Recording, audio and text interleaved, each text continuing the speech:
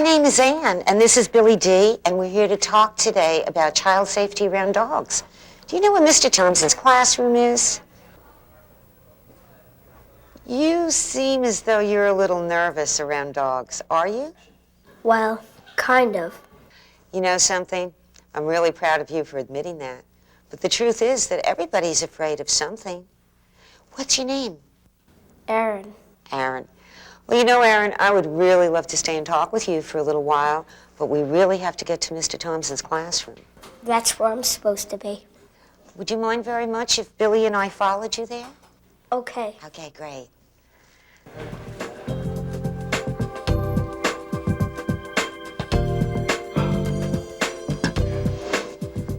Okay, class, time to close your books. The AKC Canine Ambassador is here. Hello, boys and girls. My name is Ann. Hi, Ann. And this is Billy D. She's a Staffordshire Bull Terrier. And we're here today to help you learn how to be safe around dogs. So how many of you have dogs? How many of you are afraid of dogs? When I was your age, I was petrified of dogs. A dog bit me, but it was my fault that he did. I didn't know how to be safe around dogs. And that's some of the things that I'm going to talk to you about today and help you learn how to be safe around them. So if you're outside and you see a loose dog, don't run. Put your head down, don't look at the dog, put your hands in your pockets, and walk away normally. I always keep Billy D on a leash when we're in public.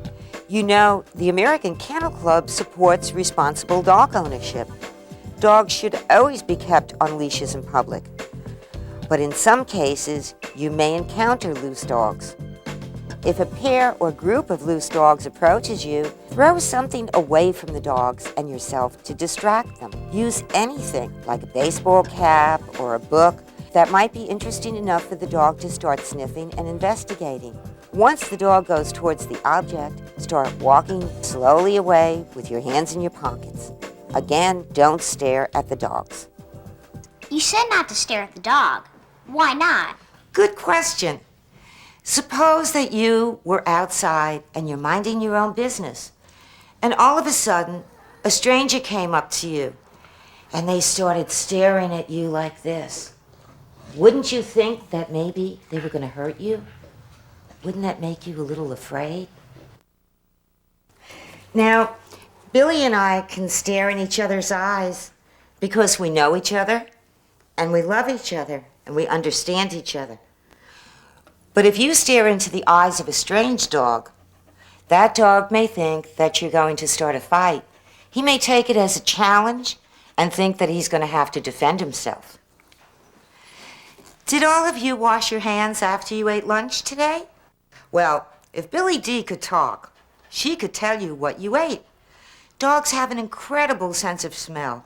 They can smell things from miles away. And that's why I told you, put your hands in your pockets when you see a loose dog. Otherwise, the dog may smell what you've eaten, want to come up, sniff your hands. Hands in the pocket, the dog will probably ignore you.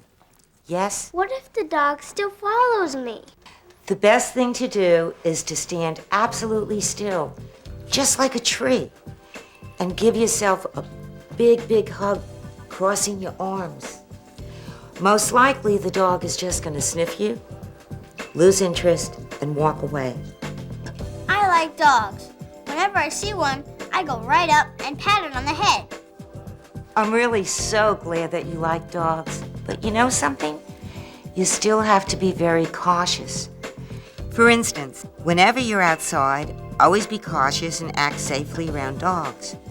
So if you're riding your bike, be on the lookout for loose dogs.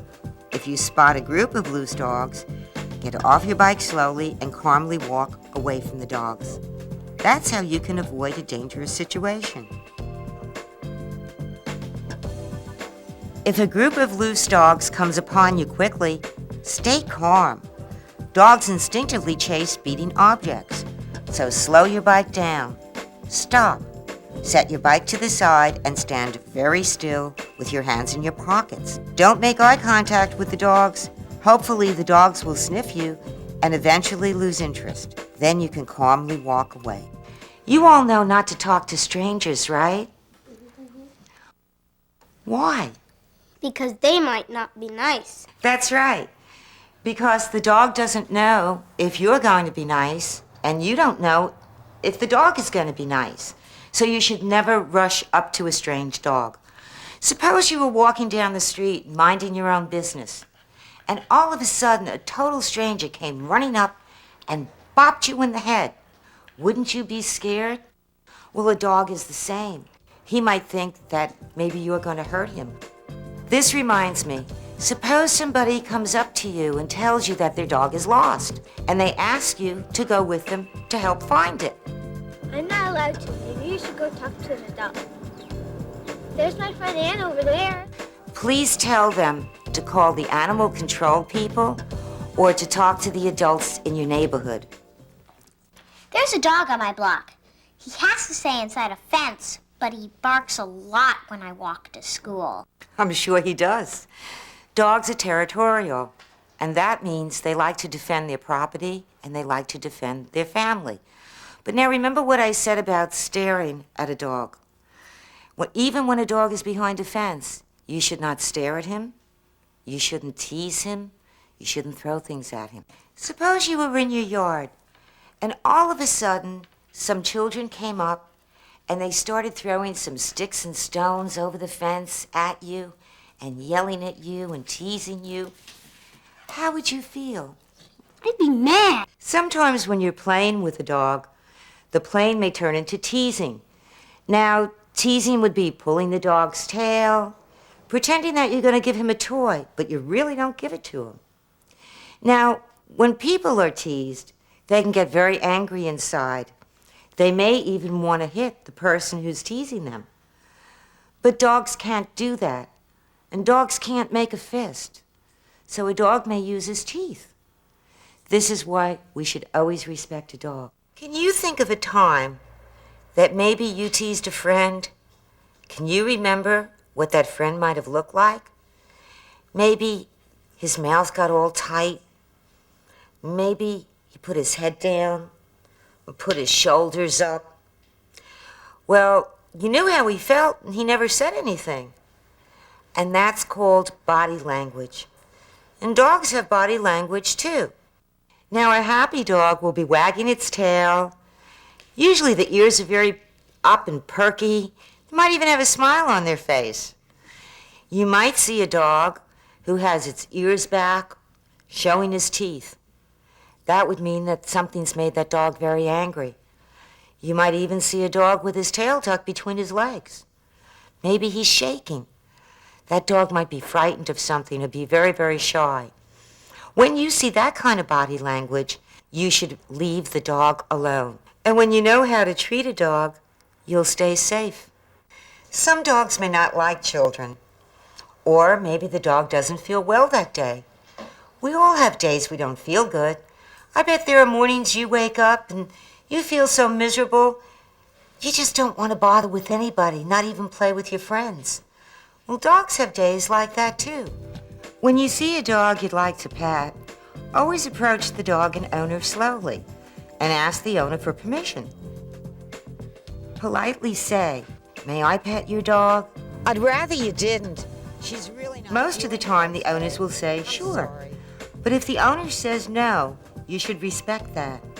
Some dogs aren't used to children.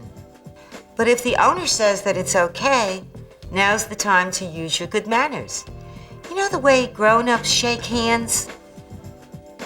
That's the polite thing to do when you meet someone. And there's a polite way to introduce yourself to a dog. May I pet your dog? First, close your hand in a fist and hold the back of it near the dog's nose. Don't jerk back, because that could startle the dog and he might be a little scared. Just move your hand up close so the dog can sniff you. Then open your hand and pet the dog under its chin or on its chest. Remember what I had said earlier, that if you were walking down the street and all of a sudden a stranger came up and they raised their hand over your head, that you might think they're going to bop you in the head. And a dog might think the same thing. This is why I told you to gently pet or scratch the dog under his chin and on his chest. And that's a friendly gesture. The dog knows that you want to be friends, and he'll be a friend to you. Now, who remembers what to do if they see a stray dog? Yes? Just turn and walk away, but don't run. Hide your hands and don't stare at the dog. Very good. But now, why do you put your hands in your pockets? So he can't smell food and stuff on him. That was excellent. Now, what would you do if the dog still followed you? Yes? Stand like a tree. You know, I'm really so impressed with how quickly you've all learned today. Now, Erin, would you like to show us the proper way to greet a dog? Hi, that looks like a nice dog. May I pet her? Yes, she is a nice dog, and sure you can pet her.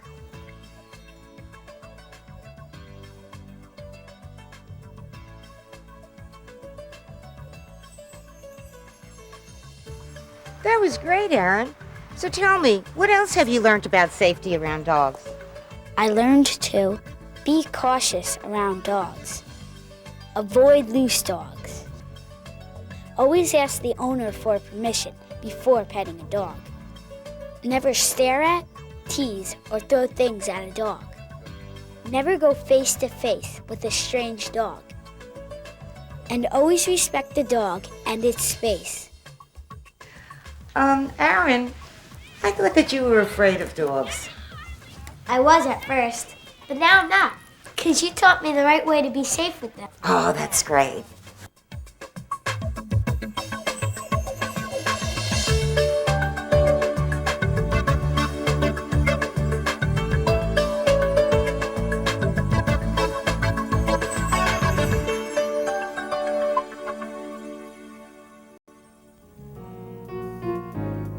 The American Kennel Club, founded in 1884, is the principal purebred dog registry in the United States.